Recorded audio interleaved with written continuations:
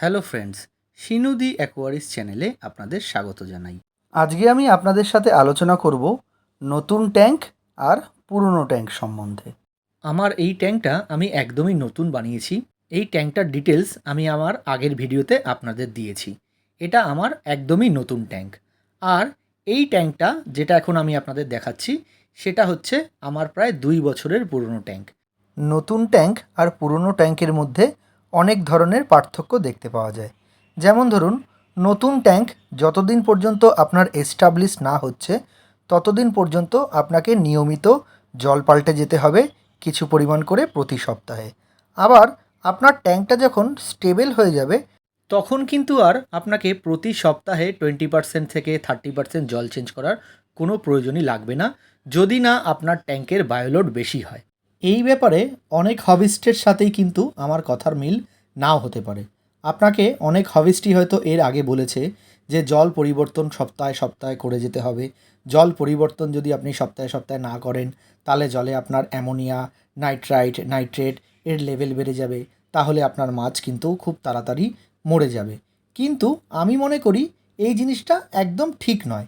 কিছুটা হলেও ঠিক, বাট একটা টাইমের পরে আপনার ট্যাঙ্ক যখন স্টেবল হয়ে যাবে তখন কিন্তু আর আপনাকে এরকম প্রতি সপ্তাহে জল পরিবর্তন করার দরকার পড়বে না। তাহলে চলুন এই ব্যাপারটা নিয়ে আপনাদের সাথে একটু বিস্তারিতভাবে আলোচনা করি। ধরুন আপনার বাড়িতে একটা অ্যাকোরিয়াম আছে, আর সেই অ্যাকোরিয়ামের জল ধারণের ক্ষমতা হচ্ছে 100 লিটার। তো 100 লিটার জল ধারণের ক্ষমতা যদি হয়, তাহলে সেই 100 লিটার জলে আপনি ঠিক কতগুলো মাছ রাখতে পারবেন সেই জিনিসটা আপনাকে আগে জানতে হবে। এই জিনিসটা যদি আপনি আগে জেনে নেন তাহলে কিন্তু আপনার এই বারবার জল পরিবর্তন করার ঝামেলাটা থাকবে না।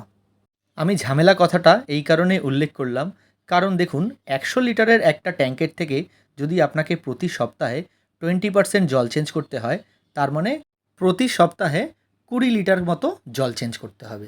এবার আমি একটা ক্যালকুলেশন আপনাদের বলছি, সেই ক্যালকুলেশনটা একটু ভালো করে বোঝার চেষ্টা করুন। একটা 1 ইঞ্চি সাইজের মাছ যদি আপনি আপনার ট্যাঙ্কে রাখেন, তাহলে কমপক্ষে আপনাকে 3 থেকে 4 লিটার জলের প্রয়োজন। এবারে আপনার বাড়িতে একটা 100 লিটারের অ্যাকোরিয়াম আছে, আর আপনি সেখানে 1 ইঞ্চি সাইজের মাছ রাখছেন, তাহলে আপনি ওই ট্যাঙ্কটাতে মোটামুটি 25 থেকে 26টা মাছ যদি রাখেন, তাহলে হচ্ছে ওই ট্যাঙ্কের বায়োলোড ফুল হলো।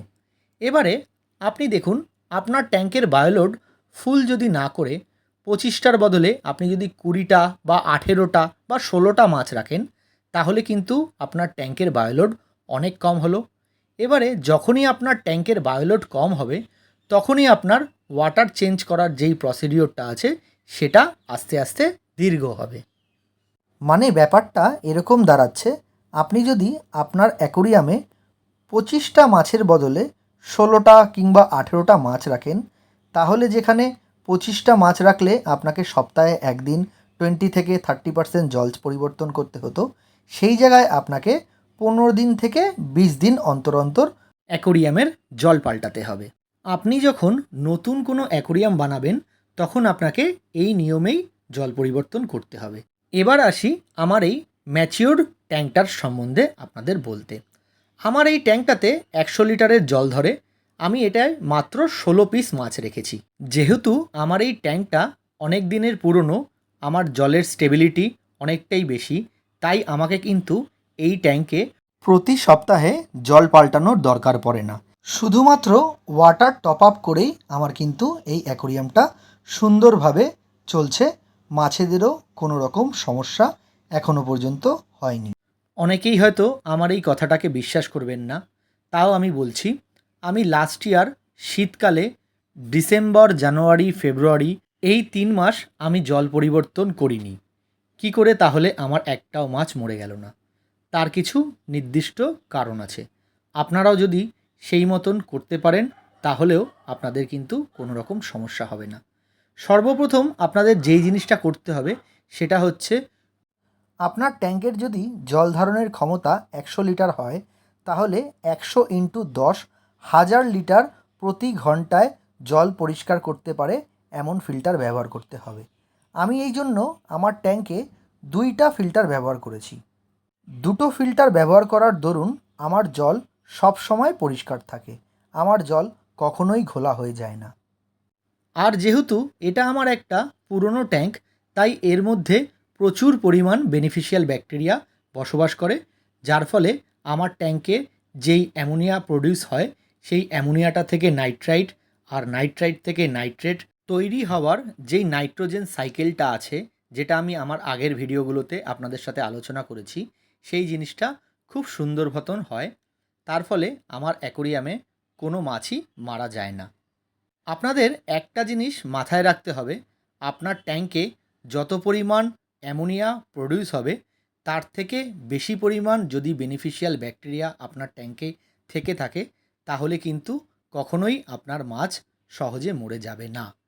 তাহলে বন্ধুরা, আশা করি আপনারা বুঝতে পেরেছেন আমার এই নতুন ট্যাঙ্ক আর পুরনো ট্যাঙ্ক নিয়ে বলার কথাগুলো। নতুন ট্যাঙ্ক হলে আপনাকে জল পরিবর্তন করে যেতেই হবে একটা নির্দিষ্ট সময় পর্যন্ত।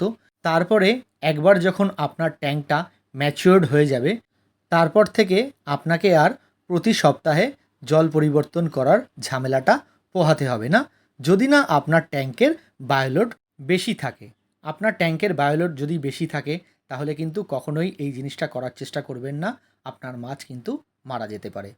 সেটা যাতে না হয় তাই সবসময় ভালো ফিল্টারেশন ব্যবহার করুন, মাছকে পরিমাণ মতো খাবার দিন, বেশি খাবার দেবেন না এবং বায়োলোড কম রাখার চেষ্টা করুন, তাহলেও দেখবেন আপনারা আমার মতন এরকম সুন্দরভাবে অ্যাকোরিয়াম মেনটেন করতে পারবেন।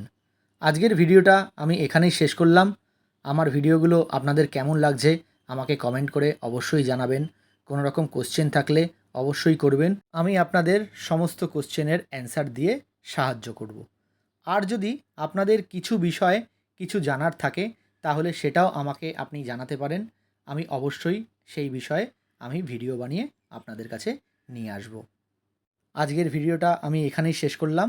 আপনারা সবাই ভালো থাকুন, সুস্থ থাকুন। ধন্যবাদ।